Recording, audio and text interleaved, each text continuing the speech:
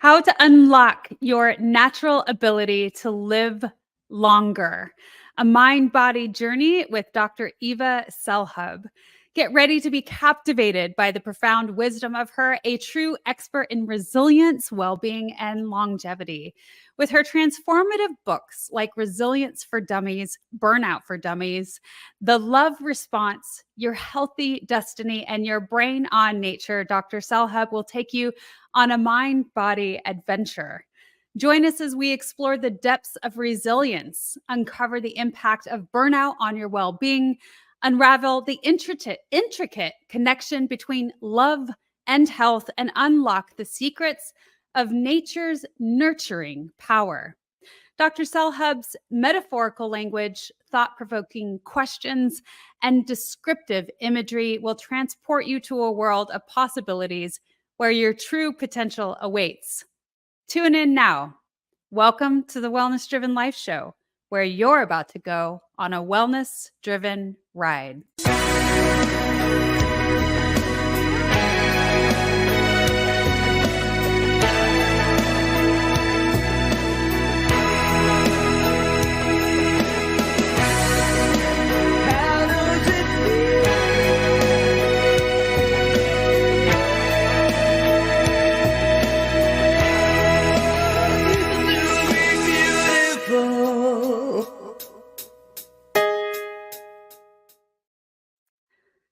Welcome back. I'm so excited to introduce our guest. Let me share a little bit about her with you now.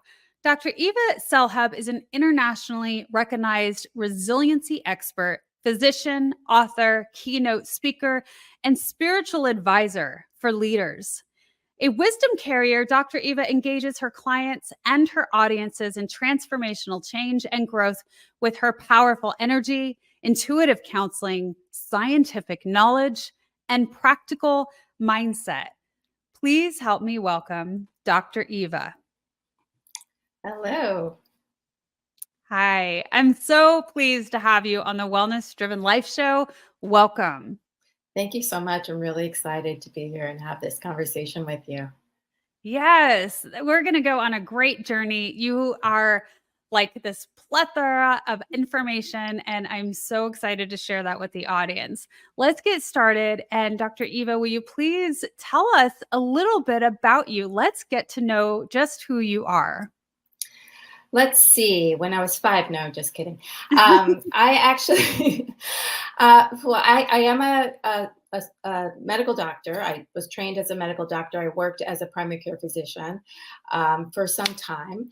But way back when I started, which is a while ago in 1997, I also realized that it was important for me to learn other things. I actually had a pretty devastating experience in 96 when I was a resident. I was stuck with a HIV needle.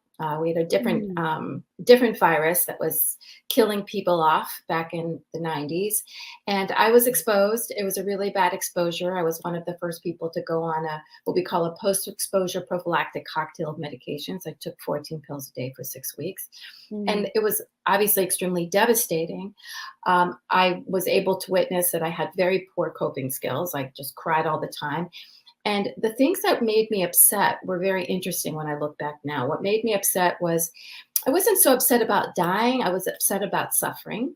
I was upset about the pain I was causing my family. And I was upset that I was going to die alone without love and never going to be able to pay back my loans. And so there was a six weeks of being on these medications that I bargained. I thought, what am I doing with my life? If there is a God, if you let me live, I promise I'll be a better person. All that sort of bargaining that went on.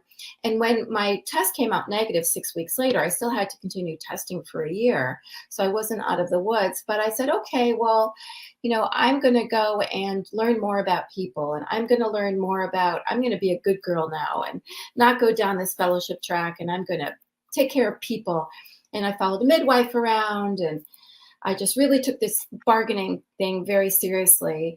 And then even though I was, doing everything I was told to do, if you will, of being like following the rules and doing the right thing, I just went through a series of life events that brought me to my knees.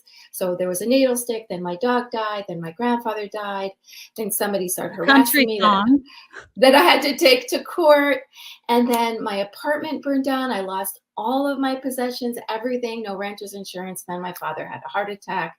He lived, Whoa. but he lived, but my insides died, if you will. I just became, it was Yeah. over a 5-month period, by the way.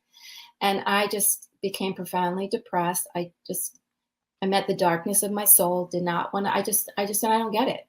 I don't understand why. Why me? Why me? I keep doing everything that I'm told. I keep following the rules. I think I'm being a good person. Why am I being punished? Why me? Why me? Why me? Yeah. And I was just kind of a robot. I wasn't suicidal, if you will, but I just didn't want to live. I didn't have the energy to live. And I went on like that for probably a good 5 months until a friend took me out to dinner and she said, "We miss you." And I really don't know what happened. I can't tell you, but it was like a light bulb went out up in my mind. And I said, I've been looking at this all wrong. I've been walking around saying, why me? As if I'm the victim of life, instead of asking, why not me? Instead of seeing this as a co-creator of my life. Why do I see myself as a victim? Why do other people think this way? Where is this punishment reward thing coming from? Why are my coping skills so poor? Why am I thinking I'm so unloved when I look around me and everyone is still so supportive and nobody's left me, even though I've been a miserable wreck? I said, what is this all about? And that's when I started volunteering at the Mind Body Medical Institute at Harvard to learn about mind body medicine, about meditation and cognitive behavioral therapy and nutrition, and how all these other factors, what they had to do with health and healing, because I needed to learn. And when a year into it, they asked me to be the medical director. And so I did that part-time. I worked in my primary care practice part-time. And as I'm doing this now, this is back in the late 90s, and they're starting to change the model to what it is today, this incentive model that everyone is suffering through, where the doctors are basically said, your pay is going to get docked if you don't see enough people, and you'll get rewards if you see more people. And I thought to myself, the day I start looking at my patients as numbers is the day I have to leave. And so I left and I started studying with healers, and I started learning all kinds of esoteric wisdom traditions. I started Qigong, healing, energy work, started changing my mind and what healing is all about, and looking at our Western medical model and saying, wow, that's actually brand new. Real medicine is how they did it before. And so I opened up my own practice doing that, merging together different types of traditions to facilitate the healing process for my patients.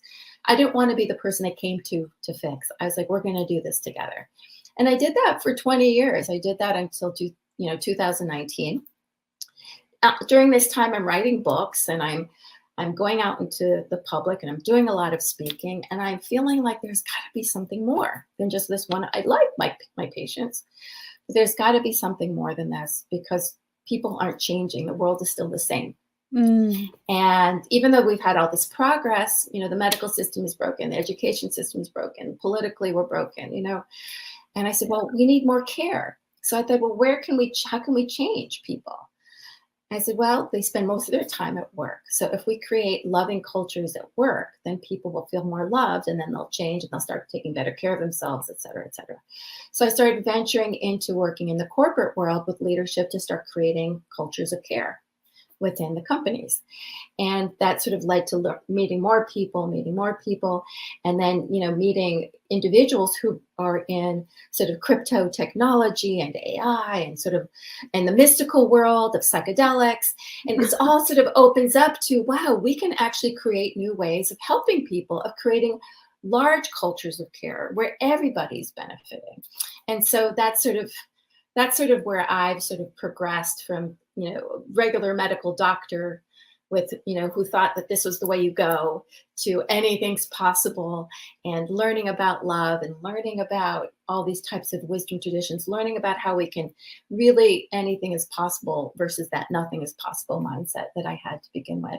And that's who I am today. That's why I call myself a wisdom carrier. I feel like I've just learned so many different things, and I want to share and help the world change into a better place. You definitely are a wisdom carrier. Absolutely. My gosh.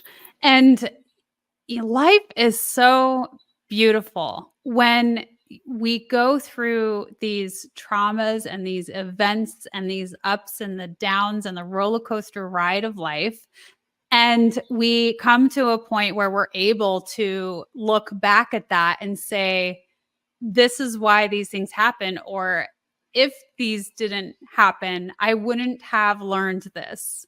And you have gone on such a journey where you have been gifted with so many experiences in order to learn from, in order to gain that wisdom from. So thank you so much. And I'm very excited. Like for a moment there, I'm like, wow. I mean, this is a plethora of experience, and you're going down all of these different rabbit holes and you're doing all of these things. And then you say, when you think that you've done it all and you've learned it all and you're doing all the things, you're like, but I needed more. There's more. And I think that that's another beautiful aspect where we come to those points often enough to where we're like, but there's bigger things that we are unaware of that I want to explore. Yeah, I think that's really the beauty. And really the beauty of resilience is Yes. curiosity. It's being curious. The minute you lose curiosity, you become rigid and you die. And we've been gifted with this a human mind that is always open to learning, and we don't know why things happen. And for us to say, oh, this is why, that's okay, to make meaning. I don't so much as look at a situation, say this is why it happened. It's sort of like I don't sit there and say, like, what's the meaning of life? I think about how do I bring meaning into my life? Right. So I look at every situation as an opportunity to bring meaning into my life, and how I interpret it and how I make meaning from it. That's going to be a personal thing. A lot of people say, well, this happened because, well, I don't know if that's why it happened, but if it helps me feel better, then sure, why not? But I think, sometimes stuff just happens, and it's what we do with it. So you can either look at life as happening to me. You can even look at life as happening for me, which is still kind of the same mindset, because life isn't happening for me, life is happening with me. It's like when we look at animals and say, well, this animal was put here for me, or this tree was put here for me. Well, no, this tree is a living being, life force that's here with me, right? Yeah. So life is happening with us, and how we then co-create is going to be up to us. And part of that is being curious, looking at situations as opportunities for growth and learning, and bringing more meaning into our life. And sometimes it's challenging and sometimes it's joyful. And either way, we can find ways to make meaning. I love that. Life is happening with us. It's a much less egotistical way of viewing things. And so thank you for presenting that, because that was the first time that I've heard that. So I appreciate that. There's so much to be said about the yin and the yang, where we're not going into an extreme of anything. And I think that you're exactly right, that this is happening to me versus this is happening for me are just on the opposite spectrums. And so where's that middle ground? Well, that's life is happening with me. Exactly. And and as you can say, you can feel it. It's a very different feeling. It's like, whoa, I have choices. Yeah. It's snowing outside. There's nothing I can do about the fact that it's snowing outside. And now I have a choice. I can be miserable and say, man, I was going to go for a walk, and now, I don't like snow, and I'm going to stay in, and now I'm going to be miserable. Or I can say, well, I don't love snow, but I can still go outside, and I'm going to put on my boots and winter coat, and I'm going to go out anyway. And then you go and have an experience, and who knows who you'll meet along the way. And so the trajectory of your life totally changes based on your choice. So we are co-creators. We may not like something, but then what we do about it, how we respond, how we react, you get completely different trajectories, right? From the same situation. You do. And that explorative nature is really a key factor. And I really like that. So, Dr. Eva, you have this plethora of knowledge, and you really dived into so many different uh, techniques that were non-Western, and so I'm curious if you could even, think about some of the most profound things that you came across that you continue to really have more of a set belief in, some of the things that you came in to knowing that still are with you today? Oh my goodness, so much. Well, one of my biggest learning was about love. Hmm. That, I'll tell you this beautiful story. So I was still working in primary care. This is like 2000 or something. No, it was, well, 2002 actually. And I was stressed. They're changing our model over and making me see patients every, whatever, 5 minutes, 10 minutes. I'm having panic attacks in between each patient. And I'm miserable. I hate this. I hate this. I hate this. And come April 16, 2002, and you say, oh, what happened April 16, 2002? Well, in Boston, we had the Boston Marathon, but it also happened to be when my niece was born. And I was part of the labor and delivery team because I was on staff at the hospital at the time. And she had a cesarean section, and they gave Maya to me first. And I cut the cord. And I don't know if anybody's ever seen a newborn baby, but they're just a bloody mess. And Yeah. and it's not so pretty. But to me, or I should say, and as I held this bloody mess in my hand, time stood still. Time stood still. It was like there was nothing wrong in the world. Everything was going to be fine. I just was filled with this sense of hope and stillness. And I thought about that afterwards, and every time I was with her. And I was like, what is that? What is that? What is that? It's the same feeling I have when I meditate sometimes. What is that? And I go and I do some research. I look up neurobiology of love. And there, my colleagues actually in Germany had written a paper on it, on the neurobiology of love. And they wrote how it's actually the similar physiological response as what occurs when we meditate, or the relaxation response. It's very similar. And I thought, wow, I see what's going on when that dopamine and oxytocin, that love hormone, flies through my brain. It literally opens up my brain centers, that placebo response, to think anything's possible. It takes away the fear. And I thought, wow, that's it. I said, if I could help people understand love and get into that place of love, then they can believe in themselves and believe anything is possible. And also, what's the problem? Why don't we do that? Because as human beings, we're default to the negative because that's what keeps us alive. If we walked around in love all the time, then we'd actually be dead because we wouldn't be able to run away from a lion or another predator. We're talking about wilderness as when we evolved. And so the thing I realized was that our core as human beings, whether it's the religious upbringing or culture, again, the paradigm that we've been taught that we're not good enough and that we have to, the only way we can be good enough is if we meet somebody else's expectations or societal expectations. So at our core, we don't know that we're loved. And then when we feel that love, everything goes away. That's when we feel that peace. And so that was my early discovery, which is led me to what I do today. But at the core is our belief in that Western traditions have said this for thousands of years, that at the core of our suffering is a belief that we're separate, that we're alone. And that, as opposed to that sense of awe, the sense of connection, that sense of totally, feeling loved, feeling safe, that is the opposite of that feeling of separateness.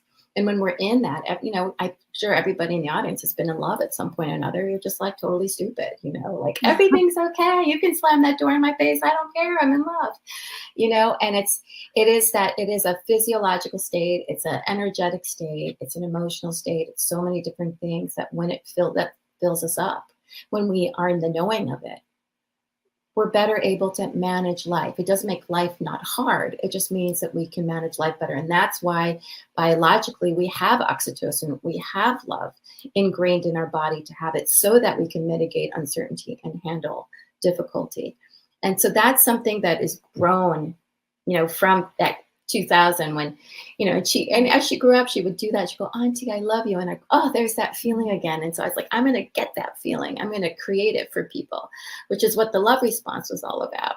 And that's just gotten deeper, and that's gotten stronger in that knowing of letting people understand, giving that hope within, of knowing that when we truly build up that feeling of love within ourselves, we're able to handle things much more readily and easily. Yeah, absolutely. So there's so many things that I love about this. First off, I love that you want to investigate and go back into the science of why I'm feeling this way. And so it really, I mean, that's why you have been able to write so many books, because of that discovery aspect that you have.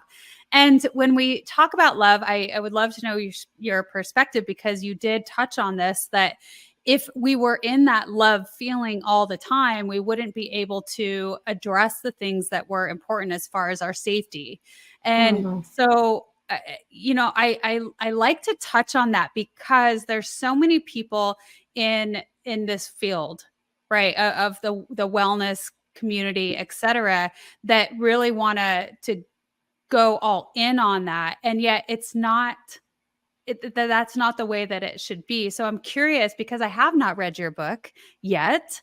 And what do you have to say about that, as far as the importance of really knowing how to tap into it when the moment is right, versus trying to reach that level on a consistent basis?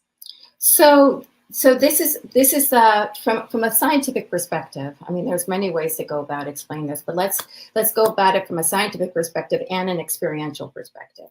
So, the best way to think about this is what kind of mindset is best to make decisions: an emotional mindset or an objective mindset when you need to make decisions or communicate. Objective. Objective. So the key is to objectivity. So for us to be to navigate uncertainty, navigate hardship, manage our world best, it is ideal to be objective Mm. and non-emotional. Correct? Anybody who owns a business, anybody who needs to make hardcore decisions, we know when we're emotionally attached, it's very difficult. When you take things personally, it's very difficult. So this isn't about loving everybody and loving everything necessarily. It is when you start going into like the more spiritual aspect of things. But it's about being able to be aligned Yeah. and unattached so that I can make appropriate decisions as needed. And we do that by shutting down the by regulating the stress response more effectively. And we do that by taking care of our own belief system. So for instance, if I were to, be able to move across time in this computer and tap you on the shoulder, you would feel the tap on your shoulder. But if I were to tap you on the shoulder and there was a big ulcer there, you'd scream high holy murder. And you'd go into all sorts of assumptions about how doctors are insensitive, or that I'm insensitive, or whatever it is. You would get triggered, not because I was doing anything to hurt you, but because you had a wound there that I wasn't paying attention to. And now your assumption is that I was hurting you, or that I was whatever. All the assumptions, the all or nothing statements come out when we do that. You never take out the garbage. You always do this. I can't, take this one more time. When we say those things, those are cognitive distortions based on the fear response, Yeah. based on being triggered. It's not true. It's just the way we're feeling at the moment. So if that wound wasn't there, it would just be a tap on the shoulder. So love helps us heal those underlying wounds, help heal that underlying belief that I'm being hurt, or that I'm being disrespected, or whatever it is that I'm walking, that chip that I walk around with all the time. It helps us heal that, one. Two, it helps regulate that physiological response so that I'm calm and grounded, and it can see that you're just tapping me, not paying attention, that you don't mean any harm. Okay, so I'm better capable of having compassion, being able to see the situation for what it is.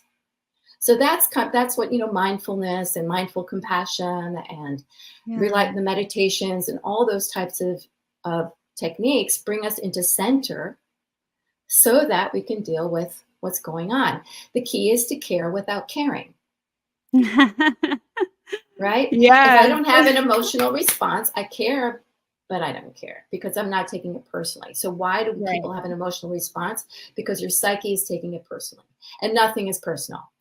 Everything's happening with you, not to you. So that's where that starts coming in. So the love part is the reprogramming. We reprogram underlying beliefs. We reprogram that physiological response so that when stuff does come at us, which it will, we don't take it personally and can navigate it like the Matrix. You are so full of wisdom. Thank you so much for giving your perspective on things. It just makes things so much more clear to understand that, and really understanding that that belief system is also one of those key players in all of it. So thank you so much. We're going to move into our first commercial. And when we get back, I can't wait to hear a little bit more about, let's go into the nature aspect of one of the books that you've written. Stay tuned. Are you ready to take control of your ride to wellness? Rev up with Driven Living. Visit www.drivenliving.com and buckle up for a journey. Get exclusive access to our Wellness Driven Life Show guest portal, where you can dive deep into the minds of our esteemed guests. Sign up for our newsletter and get insider scoops on these distinguished personalities. It's like having a backstage pass to their life-changing wisdom. But that's not all. You'll also receive a free hug. You heard me right, a free hug. An enlightening ebook from the Driven Living team. Discover the science-backed benefits of hugging yourself. It's a fill-up for your wellness tank. Because at Driven Living, we believe in fueling your journey to wellness, both physically and psychologically. So what are you waiting for? Visit www.drivenliving.com today. So welcome back. One of my dear topics is nature, and you have written a book about your brain on nature. And so, Dr. Eva, I would love to have you explain a little bit of how that came to the forefront for you, why it matters, and why you wrote an entire book on it. Well, it's very interesting. The real interesting part to me actually is that it was published, and we wrote it earlier, obviously in 2010, but it was published in 2012. So that was 11 years ago, and it couldn't be more relevant today. That's what's astounding to me. But my colleague, who's a naturopath, Alan Logan, came up to me and he said, I really want to write this book on nature. And he said, you use nature in all your techniques. And in every, when you're working with your patients, use nature with everything. He said, there's something to that. And, it's really important. And we were talking about how we're watching this technology just take over. And this is 2012, mind you. So imagine that we're thinking, we're looking at all the people, like all the screen time is taking over. Children are not going outside, and they're doing all the screen time, and parents are giving them screens to, keep them occupied. And we said, we've got to look into this. And so we did. We looked into all the research of, the nature deprivation syndrome and what was going on, and the increase of anxiety and depression and other types of mental health disorders. And also all the research of how in the past of history and how in the history they used to actually write prescriptions for nature therapy, and how there's different organizations and universities that were doing studies on exposure to nature, whether it was a plant in the room or looking at photos of nature versus concrete jungle, or taking walks in nature versus the concrete jungle, or exercising in nature, or Shinrin-yoku forest bathing, which they were studying in Japan, which literally is bathing your senses or a mindful walk in nature for 20 minutes. And looking at all those studies and saying, this is, it's kind of sad that we have to study this to tell people, hey, you guys, we're going to have a problem. And also, again, that inquiry of, wow, we are nature. We are nature, and we are intricately connected to it. And again, we've approached it in a way that has made us separate. And no wonder we're separating ourselves more and more from it, because we've looked at it as separate, something that is there for our benefit to utilize, as opposed to something that we're part of. And so that's what that book was written for. And like I said, it's more relevant today than it was back then. especially post-pandemic. Yeah. So, Dr. Eva, through that journey, what are some of the things, the bigger takeaways, something that was aha for you during that process? There were a lot of ahas. One of the ahas was, I was able to understand why the meditations that did with nature were so powerful, because we have these mirror neurons in our brain that believe we're actually there, and so it has a similar physiological calming effect. Just like, when you go out in nature, they liken it to putting a drop of morphine in your brain. It's just a sense of relaxation, a sense of peace, and a sense of vastness, of connection to something greater than. So I knew that from my own personal experience, but to see the science back that up was really interesting. And also that, how much better, kids did when they had nature exposure, how much better patients healed when they had a view to nature versus, a wall, or they did better when a plant was in the room, or pets, and all the different types of research that's out there, that we need proof how nature is good for us, and the unseen elements. It's just so intricate. It's so beautifully designed. And our body is so beautifully designed in coherence with nature, that these different chemicals that are in the air, or that are in the leaves, that go through our nasal passages and stimulate our immune system and turn down the stress response. It's just incredible. Yeah. I feel that way too when I go out in nature. I mean, you just feel the difference within you. And you're right. I love that you really came into this understanding of all of that evidence that you were seeing, how profound it really was for us as humans, and how connected we really are. Why do you feel that it is more important now than ever? Oh, gosh. Well, one is because we've become so disconnected. So it's beautiful that you and I can connect. I'm not poo-pooing technology. I mean, we want to find ways to work with technology. It's here to stay. That's the way it is. However, there's still like that physical connection of, being with another person, and the physical connection of actually being in nature, right? So for evolution to take hold and to change our body, that would need to be kind of millions of years. And humans actually have not been around long enough. And technology certainly hasn't been around long enough. So our brain hasn't, even though psychologically we've acclimated, our brain hasn't. So it's looking at this technology as foreign, it's looking at buildings as foreign, and it's looking at it as, I'm disconnected.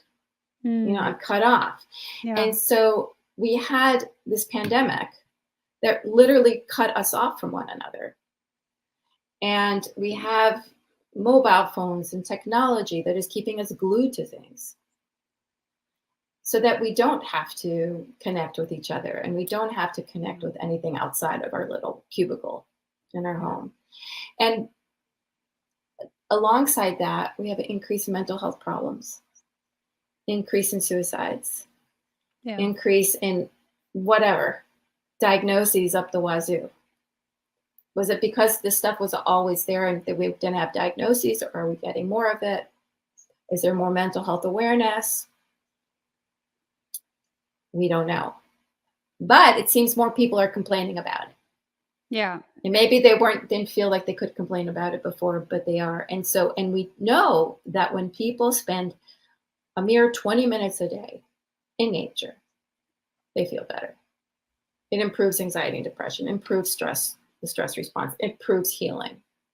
20 minutes, right? So whether you're gardening, or you go for a walk in nature, or you sit by the beach, or whatever it is you do, just lie there in the grass. We know that that's going to be beneficial. Or bringing plants into your house, or having photos of nature on your desk. We know that that's going to be helpful for mood and relaxation and reducing the stress response.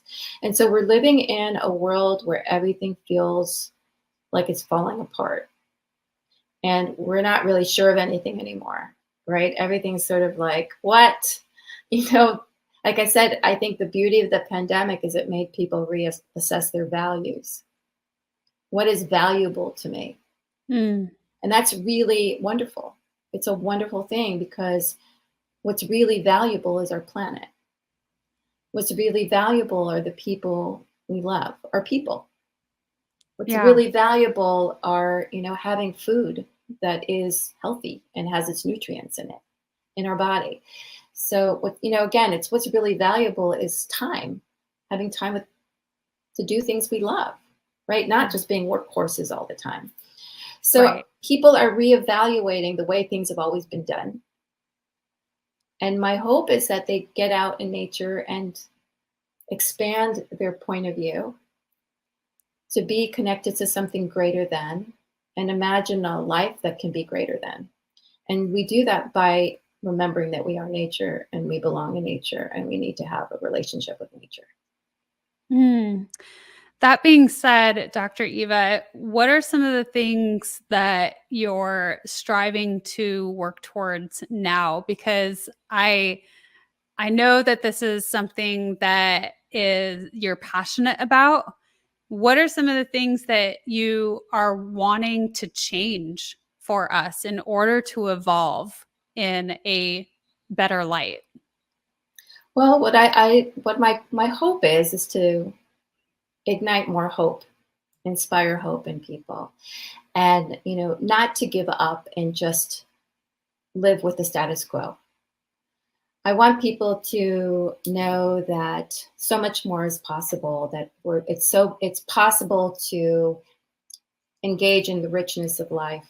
And we do that by starting out with ourselves. We do that by starting out by allowing ourselves to experience joy, allowing ourselves to be mindful, to start engaging our senses in the experience of being present, and in learning how to engage in life in a different way. And so my bigger goal is, I love working with people individually. That will never end. And also, I also love working in the corporate environment, working with that environment to create cultures of care. I love all of it. And also working with thought leaders, working with people in high tech and technology, mystics, people in the psychedelic space, because we're finding that's really helpful in helping mental health issues, and also, again, helping people imagine a new paradigm. How can we collectively change our paradigm, change the way we treat each other, change the way we do business together, change the way we take care of ourselves? This is about sort of really changing a new creating a new culture, and creating a culture of hope versus a culture of fear. And so that's sort of my bigger mission. Yeah.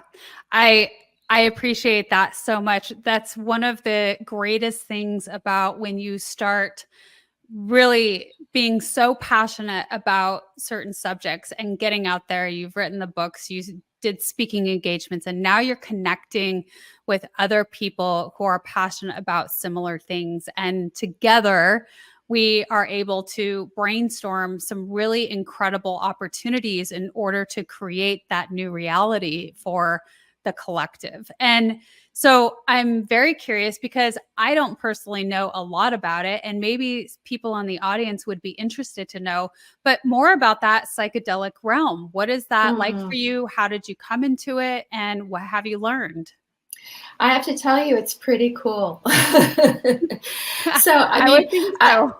it's really cool. I mean, I've been mystical and I've been intuitive, and I've been doing intuitive counseling and working mystically with people for 20 years, and also working with spirituality. So anybody that comes with any spiritual belief system, we work with that, and we use that in meditation and all that sort of thing. So just to suffice it to say, I've been doing that for a really long time. And in the past year or so, I've also been connecting with other people, many of them doctors, who are also science meets spirit doctors, who are psychiatrists who've gotten involved in the psychedelic realm to help their patients. Many of whom who have post-traumatic stress disorder, or bipolar, or other different kinds of depression that hasn't been able to be treatable by medication. And again, it's this notion of we've been taught to believe certain things. You've been taught that an apple's an apple. What if it was something else? Mm. Right? So the psychedelics, they do sort of they change the sort of the pathways of the neurons, right? So that you can have a sort of a larger experience of yourself and of life, and done with correctly with the right therapist or person who can help you integrate. They can help you make meaning of these experiences that you're having. And now they also have microdosing of these psychedelics, where people take small doses over time. They don't have this sort of this big blowout experience, but small doses over time, again, that help them sort of remove some of the suffering out of the equation, so that they can actually then make meaning and move out of this sort of stuckness that they're in, to sort of, again, it's imagine like new neuron pathways are being formed to get you out of this stuck loop that the brain is in. So you're saying that there's long-term effects that are happening because those neural pathways are being connected and formulating that I'm not even saying it right, but yeah, they're connected. So it's already done. So it's a long-term effect. Absolutely. Especially when you have the right person that's working with you, the right therapist. And I mean, there's all different kinds of treatments out there right now. There's researching a lot. There's looking for legalizations of some of these. And also then there's the sacredness of plants. Every plant has energy. Every plant has spirit. So I call plant spirit medicine. It's not just psychedelics. It's, your oregano has an energy to it, has a spirit to it. And, indigenous tribes and Native Americans, there was a whole ritual around every time they ate. So again, when we bring sacredness into our world we do it through plants, but you can do it through anything, but through plant medicine, right? You create a healing for yourself, and you create a healing for your world. And that that richness, that sacredness that we start bringing in, so we can learn from wisdom traditions and how to go about doing that. So I'm not an advocate of everybody going out there and doing psychedelics, because again, it would be just like everything else. It's about really understanding the spirit, plant spirit medicine, and that we are that it's healing, and that Mother Earth is blessing us with this opportunity to use this medicine, would allow us to be in coherence with the earth, with the planet, with Mother Earth, help us heal. And as we heal, that helps, the planet heal as well. So it's really a beautiful thing. And I really look forward to all the research that's burgeoning at the moment. I definitely see more and more coming up about it. In fact, I think I even saw a documentary on Netflix or one of the platforms of it. We haven't dived into it yet, but now I'm even more curious because, again, me personally, I haven't gone into that area so much to research it. So I'm so glad that I asked you. And when you start talking about the energy of things, and then everything does have energy, right? And when we think about that with our food, it's so funny. It brings to mind my daughter, my 20-year-old daughter. We always want our children to listen to us and our wisdom, right? And they just have to start getting older, to start understanding. And so she tells me things, and I just chuckle to myself because I'm like, I've been telling you this your whole life. But she says to me, Mom, did you know that food has energy and fast food has none? And if you eat it, it just does nothing for you. And I'm like, yes, darling. So I wanted to add to that, actually, talking about energy and plants and the ecosystem, right? So how we are nature.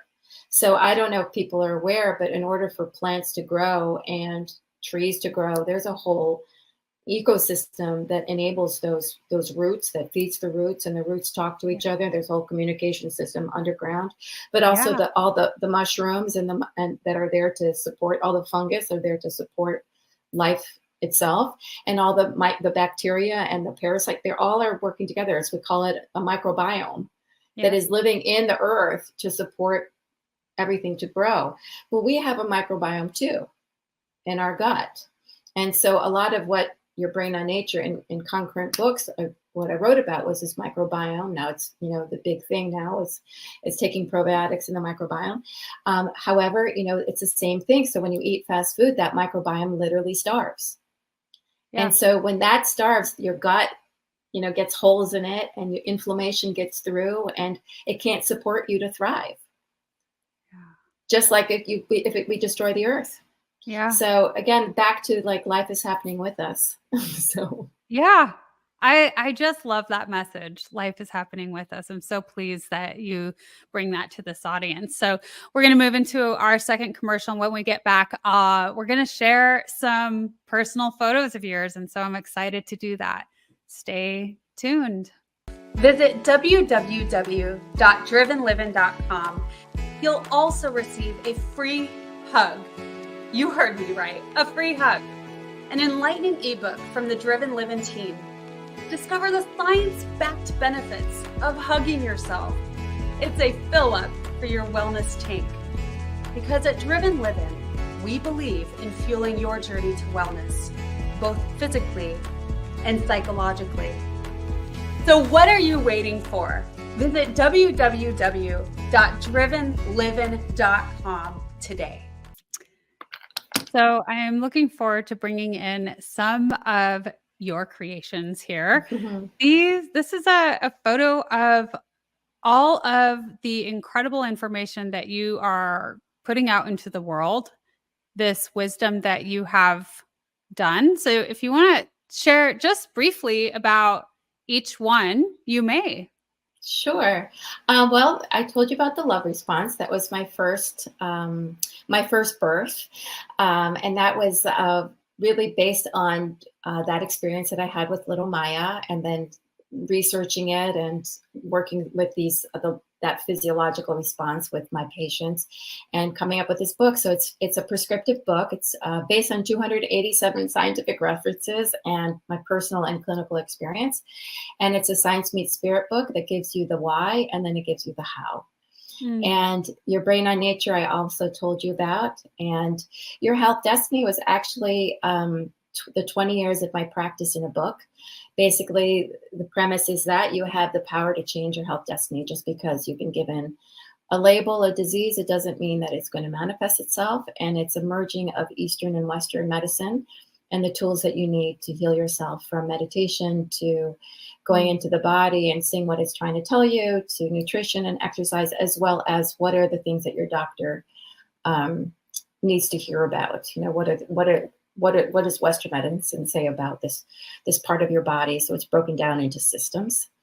And then the Stress Management Handbook is sort of taking things from the love response and Your Health Destiny, and then more current stuff that I wrote into a workbook, and literally just something you can write in, and a lot of the different exercises and tools of managing, and what I say, using stress so it doesn't use you. So using it to your advantage. And then the last two books were books that the Dummies folks had asked me to write.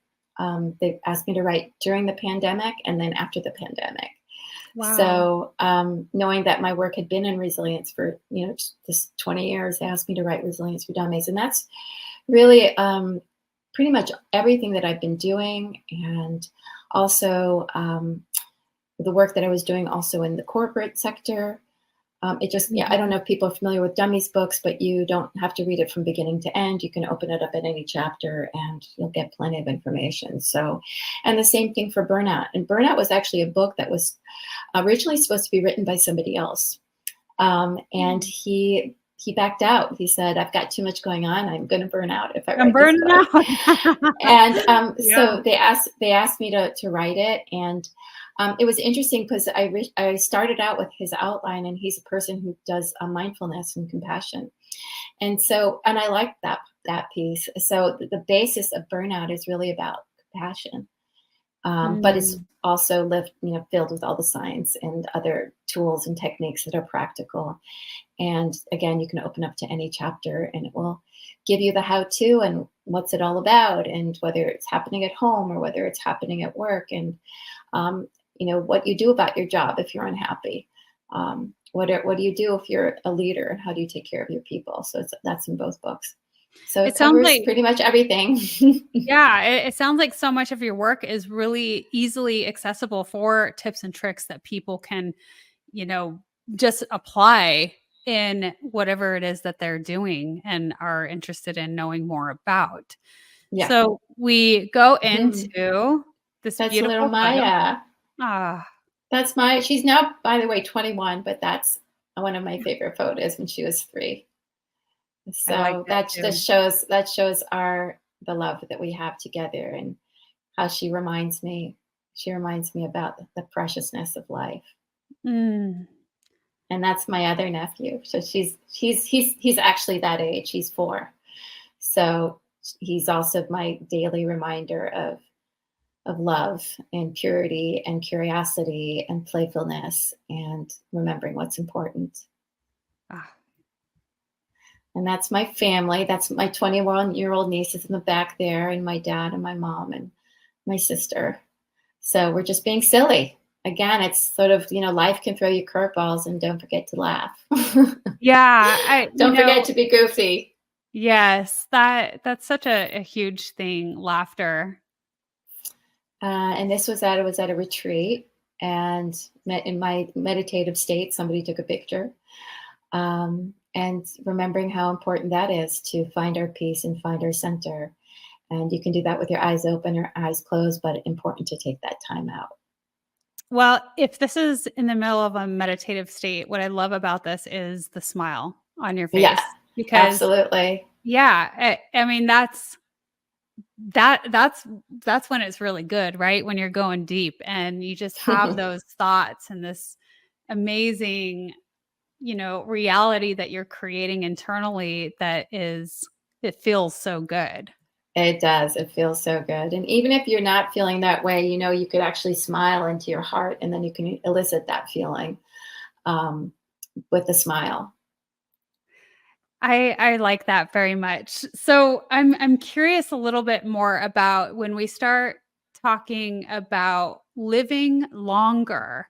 I know we've touched on that just a little bit, but what is some of your take on that? Like, how can people really take the best care of themselves in order to live a longer life? Well, I like to think of living a quality life, right? So a lot of people are living longer, but they're miserable. Remember, I said I Right. wasn't scared. I wasn't scared of dying. I was scared of suffering. Yeah. And so the real key here is living longer with quality. Yeah. And I truly, I'm going to be 56 this year, and I really do think I get younger every year, because I lighten the load. I'm Mm, lightening the stuff that I've been carrying around for so long, and the seriousness. And again, it's not that life isn't serious and there isn't a lot of hardship happening, but it's the taking of myself not as seriously, and having, again, being with the 4-year-old and running around with the 4-year-old and embracing the childlike experiences, being curious. So it's about enlivening our energy. So everything is energy, right? And as we get older, the energy starts to wither, and everything you do is either going to refuel your energy, or it's going to cause your energy to leak. And that's mm, sort of, again, that's really the teachings in all these books, is about energy. Everything is fuel. Everything. The thoughts in your head are fuel. The food that you put in your mouth is fuel. The company that you keep is fuel. yeah. Everything is either going to fuel you to thrive or cause you to dive, one or the other, Yeah. right? And so our choice is, what do I want? Do I want to thrive, or do I want to dive? Because I'm going to dive as I get older. It's just part of the natural occurrence. Now, there's all these biohackers out there that are finding ways to live longer, and it's not denying those things. They just happen to be, a lot of these things happen to be super expensive. So we want to go towards the natural ways I can thrive.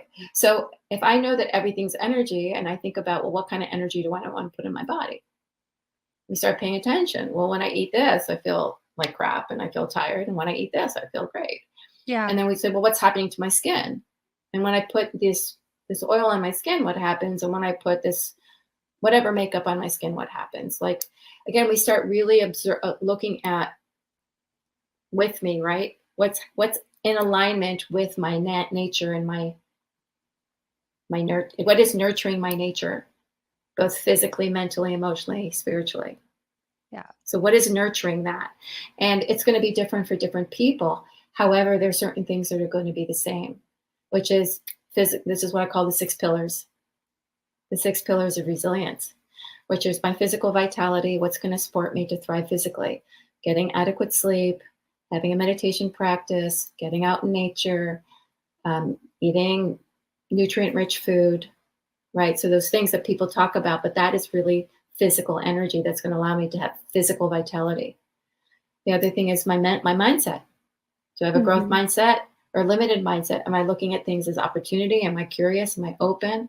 Or am I fearful all the time and negative? Because that one's going to cause rigidity, literally. Yeah. And I'm going to break. I want to be pliable so that something gets me, I can bend and come back, right? Little babies like falling, bounce right back up. We get older and we fall like, oh, I think I broke something, right? And so that's what happens when our mind is either flexible or rigid. Literally, it happens to your brain cells. Okay, so it's everything. You can liken everything to the same thing. So our mindset, emotions, when our emotions are fluid, right, as opposed to rigid. So it's working on emotional balance, mental, our mindset, emotional balance. So that's 3. 4 is our relationships. Or is there circles of receiving and giving in our relationship? Are they supporting? Do we support? Or are they threatening? Do they take away? Or, you can be with an energy vampire, right? Right. So that's the 4th one is our relationships. The 5th one is spiritual connection, like our ability to make meaning from our situation, our connection to something larger. Again, whether that's nature or spirituality or religion, whatever that may be. But it's something that we know allows us to be healthier, to live longer. That's another form of energy. And last but not least, it's that knowing that I do not exist on my own, that I am, as an individual, not alone, and I affect everything around me. Just Community. like a pebble or a boulder, not only community, but being a pillar in the community, being a leader. Every single person is a leader. Yeah. Because you affect everybody else. Yeah. Right? So it starts with us. It starts with us. Exactly. Yeah. And now when you have resilience, now resilience has 2 sides. It has just like a bell-shaped curve, right? So there's a curve of where we might be unresilient. We could be right in the middle. Yeah. And then you can kind of go either way when something hard happens. Or you could be all the way over here at the flourishing end. Or you could be on the burnout end. Right. That you just get knocked down so many times, you eventually end up burned out. Or you've cultivated your pillars and you're engaged and you find meaning and you have wonderful relationships and you're maintaining positive emotions. According to Seligman, those are the PERMA, you're flourishing. So when I'm flourishing, it's going to take a lot to get me to burnout. If I'm over here in resilience, it's not going to take much to get me to burnout. So these are the things that we can cultivate to help us flourish. And that flourishing is going to allow us to live with quality as long as we can. I love that. I care, but I don't care. Yeah. That's great. That's so great. So I think you kind of touched on one of my other questions was, what are some of the things that you do each and every day in order to maintain your overall wellness? But, that may just be incorporated with those 6 pillars. Yeah. Yeah. No, I wake up, my morning is mine. So I know many people have to get up and go. I encourage you to give yourself at least 15 minutes before you get up and go, if you can. I give myself much longer. I work for myself. That's the luxury. My morning is mine. I don't schedule appointments or anything else in my morning. And I wake up, I luxuriate with my decaf. I really enjoy it because I love the taste of coffee, of good coffee. Some people have tea, water, whatever that may be. And then I do a little meditation. And then I'll exercise and I'll do my Qigong practice. And then, I'll shower mindfully and then I'll eat mindfully. I really love making my breakfast. And then I start my day. Right? So, that. or I might have started my day and then exercise and all that kind of stuff. But my morning, morning when I'm luxuriating and being mindful and having my meditation or journaling, that's mine. And that sets the tone for the rest of the day. And then it's being mindful throughout the day, taking breaks, making sure you're moving your body, making sure you're having wonderful conversations, making sure that you're doing something joyous and fun, making sure that you're checking in with yourself and allowing yourself to have whatever feelings you're having and being compassionate towards yourself. Those are all things that I do on a daily basis. I have to practice what I preach. Yeah. And it's a continuous practice. I think that's really Constant. important to notate, because some people might think, oh, well, as soon as I get to this point, everything's going to be fine and I can just let go. But it's not. It is a continuous practice, a continuous reminder. And that's why you put in the work. That's right. Just when I think I've worked on a negative belief system, I think, I fixed it. I no longer feel this way. And then something happens and there it comes out again, and so it's sort of like, it's thinking about how deep is the wound. And the superficial ones we can heal pretty quickly. The ones that have been there over a lifetime, or ones that are ancestral, that our parents have and we've been carrying, those might take a while, and so you think of who are the people that are your biggest lessons. And I think Ram Dass might have said this. He said, the day that you can be around your family and stay cool is the day you're enlightened. Oh, so something like that. I think I'm misquoting him, but it's something of that nature. But it always cracks me up. So yeah, it's quoted well enough, because I think most people could understand the aha of that. Yes, definitely. That's incredible. And that also reminds me, I have also, like, when it comes to learning, because again, we're constantly learning. There's the levels. I call it the levels of O. Right. So I might say something interesting and you'll say, oh, you're putting two and two together. And that makes sense. Oh. So it's kind of cerebral, right? So, and then I might say something that is a felt experience. And you go, yeah. And then I say it again. And then you really get it. Like it's in your gut. It's an embodied experience. And you go, oh. So it's the levels of O. The levels of O of our understanding. And so we need to hear things many times in many different ways until it's fully embodied. It takes a while. So practice. I think when people say, oh, you're so good at this, you're so disciplined. And I don't do things because I have to. I do things because I want to. Right. It's a form of self-love. So, I might encourage the audience to, be aware of your language and say, oh, I need to exercise. I ate too much, or I need to go on a diet, or I feel guilty. I didn't actually. All those types of statements are not going to get you to do those things. So think about, if I loved myself, what would I do for myself? Right? What would I do for my body? What are the ways to nurture? What could I do that could nurture me that I also enjoy? So do things that you enjoy. If you enjoy going for walks, find a friend to walk with. If you enjoy dancing, go find a class that you can do some dancing with. Like, do things that bring you joy. Think of it as self-love. I love that. So important. Well, Dr. Eva, you have really given me a lot of O's today. And I love that. I love that when my guests can do that. And we have a lot of people on this show. And so it's not always that happens. So I really appreciate your time today. And I believe that the audience has been given a lot of gifts today as well to ponder on and think on. I want to make sure that everybody knows where to find you, who you are. So your website is www.drselhub.com. That is DRSELHUB. For those of you listening in, it is also in the description below. So please make sure to check her out. Buy her books, read the books, because I know that they are giving so much more insight than what we have had here today. So I appreciate that very much. And we could absolutely talk on and on and on. Is there anything else you want to share with the audience today? No, I think we've covered everything, and, just to offer you a blessing of love and I think one of the affirmations I give people and this is on YouTube. I have lots of stuff, lots of free meditations on YouTube if you just Google that. And there's a meditation called The Shield that I highly recommend. But in there's an affirmation. It's basically saying, I am enough, I have enough, I have all that I need, come what may, I have all that I need. And so when you're feeling in dire straits, to remember that you have what you need. And even if you really don't, saying, I have what I need, and it will start bringing in, what are the resources? Know that the resources are there, and sometimes it's just a matter of asking.